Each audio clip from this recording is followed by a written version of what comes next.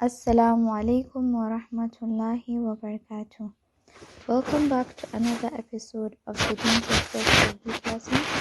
The book we are currently reading is Kitab Tawheed, and the topic for today is whoever purifies Tawheed from shirk will enter paradise without giving an account.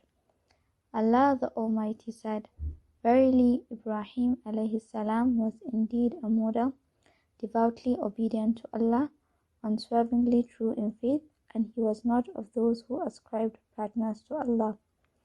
This ayah tells us that Prophet Ibrahim alayhi salam was singled out and praised by Allah because he was not of the polytheists.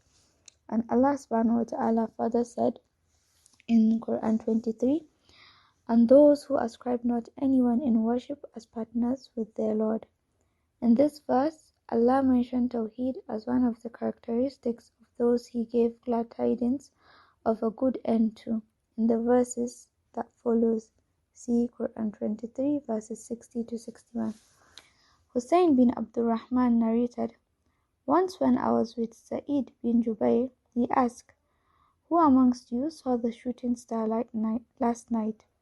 I answered, I had seen it, and then explained that I was not at the prayer at the time because I had been stung by a poisonous scorpion. He said, what did you do then? I replied, I used ruqya to cure it. Ruqya means using verses of the Quran and invocations from the Sunnah to treat illnesses. He said, what compelled you to do that? I said, a hadith I heard from Ash-Sha'bi. He asked which hadith Sha'bi narrated. I replied, he reported from Buraidah bin al-Husayb, who said that ruqya is not allowed except for the treatment of evil eye and poisonous sting. He said he has done well by stopping on what he has heard. This tells us that it is highly encouraged to use ruqya to treat effects of evil eye and poisonous stings, in addition to other illnesses, because the Prophet ﷺ and his companions did the same. The Prophet ﷺ once said, all the nations were made to pass before me, and I saw a prophet with a small group with him, and a prophet with 2 or 3 people, and a prophet with none. Then there appeared a large group of people, which I took to be my nation, but I was told that they were of Musa and his people. Later, a larger group appeared, and I was told that those were my people, and amongst them were 70,000 who will enter paradise without reckoning or punishment. The Prophet ﷺ then got up and went to his house, and the people went into discussion as to who they might be. Some said, perhaps they are the companions of the Messenger. Others said, maybe they belong to those who were born in Islam and therefore had never ascribed anyone with Allah. And while they were exchanging their views like this, the Prophet ﷺ came out and was informed about the news.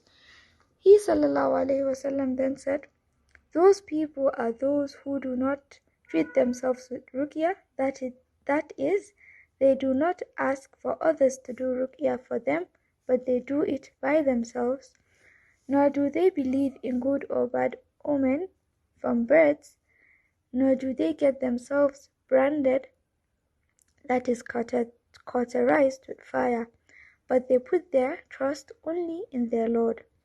On that, Ukasha bin Mihsan got up and said, O Prophet ﷺ, invoke Allah to make me one of them. He ﷺ said, you are one of them.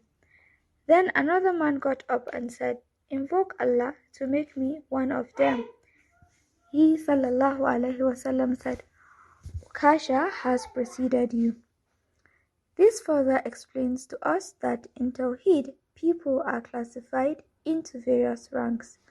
The scholar Ibn Qayyim, may Allah have mercy on him, commenting on this hadith in his book Zad al-Mi'ad said, this is because these people will enter paradise without being called to the account because of the perfection of their Tawheed. Therefore, he described them as people who did not ask others to perform ruqya for them. Hence he said, and they put their trust in their Lord. Because of their complete trust in their Lord, their contentment with Him, their faith in Him, their being pleased with Him, and their seeking their needs from Him, they do not ask people for anything, be it ruqyah or anything else, and they are not influenced by omens and superstitions that could prevent them from doing what they want to do, because superstition detracts from and weakens Tawheed. May we be amongst the 70,000 people. Ameen. Until next time, sisters, fi amanillah.